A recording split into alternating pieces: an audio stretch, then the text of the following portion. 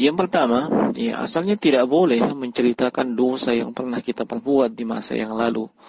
Dalam keadaan dosa tersebut, ya, Allah telah tutupi, tidak ada yang tahu bahwa kita pernah melakukannya. Ya, terlebih lagi kalau maksud dan tujuannya adalah untuk dipamerkan, ya, seolah-olah mengumumkan dan terang-terangan dengan dosanya tersebut. Ya. Nah, dan hendaknya dia bertobat dengan taubatan nasuha, memenuhi syarat-syarat taubat. Nah, dan ini mereka yang terang-terangan yang menceritakannya, seperti misalnya curhat dan yang semisalnya, baik di dunia maya maupun di dunia nyata. Ya, ini terancam, ya, sebagaimana apa yang disebutkan oleh Rasulullah SAW dalam hadits Abu Hurairah yang diriwayatkan oleh Imam Al-Bukhari dan Imam Muslim. Kata Nabi, "Kullu ummati mu'afan illa al-mujahirin." Ya, seluruh umatku itu dimaafkan kecuali yang mujahirin, ya, kecuali yang terang-terangan. Wa inna minal mujaharati, dan termasuk di antara yang terang-terangan itu, ayya'mala ar-rajulu bil-laili 'amalan summa yusbiha wa qad satarahu Allahu 'alaihi fa yaqul ya fulan 'amiltu al-barihata kadza wa kadza. Termasuk terang-terangan dalam masalah dosa, ada seseorang yang melakukan dosa di malam harinya. Kemudian di pagi harinya diceritakan dosa tersebut kepada orang lain. Ya, bahwasanya dia telah melakukan begini dan begini. Padahal Allah sudah menutupi dosa tersebut. Wa qad bata yasturuhu rabbuhu wa yusbih yakshifu sitrallah an.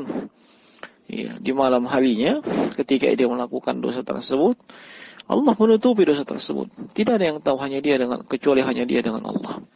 Tapi di pagi harinya dia menyingkap tabir yang Allah, ya, dengannya Allah tutupi dosanya tersebut. Nah, dan ini maksud daripada hadits yang telah kita sebutkan ini, ya, bahwasanya ya, seluruh umat Nabi SAW itu umat Islam yang telah menjawab dakwah Nabi, ya, umat dakwah.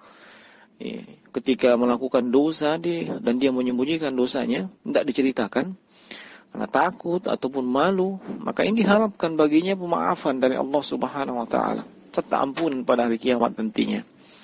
Ya, adapun yang terang-terangan, ya, menampakkan dosanya, kemaksiatannya, kemudian diceritakan pada manusia, memandang enteng apa yang dia lakukan berupa dosa, ini artinya dia menjatuhkan dirinya dalam kemurkaan Allah dan juga menjatuhkan dirinya ke dalam hukuman Allah Subhanahu wa taala.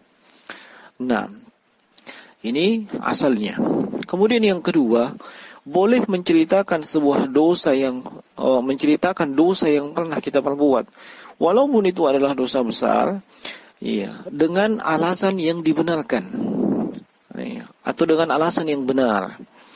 Ya, di antara alasan yang benar adalah maksud dan tujuannya untuk mencari solusi dan jalan keluar dari dosa tersebut. Dia hendak bertaubat, tidak tahu cara bertaubatnya dan bagaimana solusinya, dan bukan untuk pamer dosa atau mengumumkan dosanya, apalagi sampai berbangga dengan dosanya. Ya. Kemudian alasannya yang berikutnya, ya, dosa tersebut disampaikan kepada orang yang tepat, yang dianggap bisa memberikan solusi, dan bukan diceritakan kepada sembarangan manusia. Ya. Apalagi sembarangan curhat, ya, di dunia nyata, di dunia maya, termasuk diantaranya adalah di media sosial. Ya. Kenapa yang dibolehkan? Dengan alasan yang kita sebutkan tadi. Sebab cukup banyak riwayat yang menyebutkan tentang para sahabat, ya, yang mereka yang datang kepada Nabi menceritakan dosa yang pernah mereka perbuat, dan tujuannya untuk mendapatkan solusi. Misalnya saja hadits Abu Hurairah radhiyallahu taala anhu yang diriwayatkan Bukhari dan Muslim, ya, yang hadits ini tentunya kita masih ingat sebab disebutkan di pembahasan tentang Ramadan, yaitu tentang seorang laki-laki yang datang kepada Nabi, ya, dan kemudian dia mengatakan, ya, kepada Nabi SAW, halaktu, ya, yakni celaka saya, binasa saya. Ya, kemudian Nabi mengatakan, malak, ada apa dengan kamu? Ya, ia kemudian mengatakan, qala waqa'tu ala imra'ati wa ana sha'imun. Ya, saya telah berhubungan suami istri ya, dengan istri saya padahal saya dalam keadaan berpuasa. Ya, maka kemudian Nabi memberikan solusinya. Ya, sampai kepada akhir hadis. Ya, hadis ini menunjukkan bahwasanya laki-laki tersebut datang kepada Nabi menceritakan dosanya kepada Nabi. Ya, tujuannya untuk mendapatkan solusi. Dan beliau ceritakan kepada Nabi Sallallahu Alaihi Wasallam, bukan kepada sembarangan orang. Demikian pula dalam hadis yang lain, hadis yang menjelaskan tentang pembunuhan 99 nyawa dan nanti akan genap menjadi 100 nyawa, yaitu hadisnya Abu Sa'id Al-Khudri radhiyallahu ta'ala anhu, juga diriwayatkan Bukhari dan Muslim. Ya, seorang yang dari kalangan Bani Israel, ya, itu membunuh 99 nyawa. Dan dia hendak bertaubat. Ya, maka dia mendatangi seorang ahli ibadah. Ya, namun ahli ibadah tersebut bukannya memberikan solusi, dia malah menganggap apa yang dilakukan oleh si laki-laki ini membunuh 99 itu sungguh luar biasa. Ya.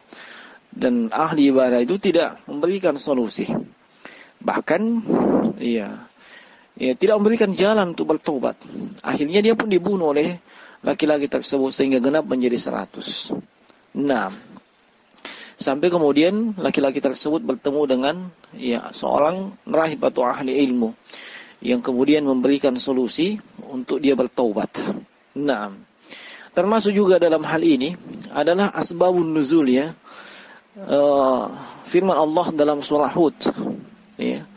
Firman Allah dalam surah Hud yaitu qimis sholata tarafiyan nahar wa zulafan minal lail innal hasanat yudhhibna sayyi'at.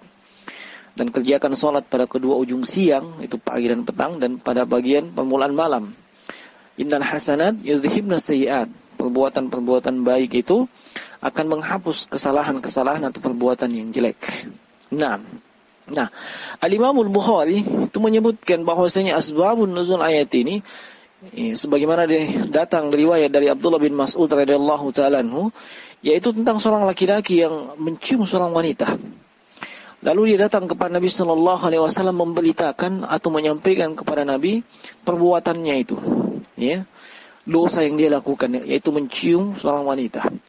Maka Allah Subhanahu wa taala turunkan ini, ya innal hasanat yudhhibna sayyi'at. Ya, sungguhnya kebaikan-kebaikan itu, perbuatan yang baik akan menghapuskan kesalahan. Ya, sampai laki-laki itu mengatakan, "Ilayya hadza ya Rasulullah, apakah ini hanya khusus untuk saya?" Ya, lalu kata Nabi sallallahu alaihi wasallam, "Li jami'i ummati ya kullihim." Ini berlaku untuk seluruh umatku. Nah, sehingga ya ini dua hal yang mesti kita pahami terkait dengan menceritakan dosa kepada orang lain. Hendaknya ketika kita hendak menceritakannya, kita memiliki alasan yang benar. Alasan yang benar itu maksud dan tujuannya untuk mendapatkan solusi dan jalan keluar. Nah, dan itu kita tidak sembarangan kepada siapa kita ceritakan.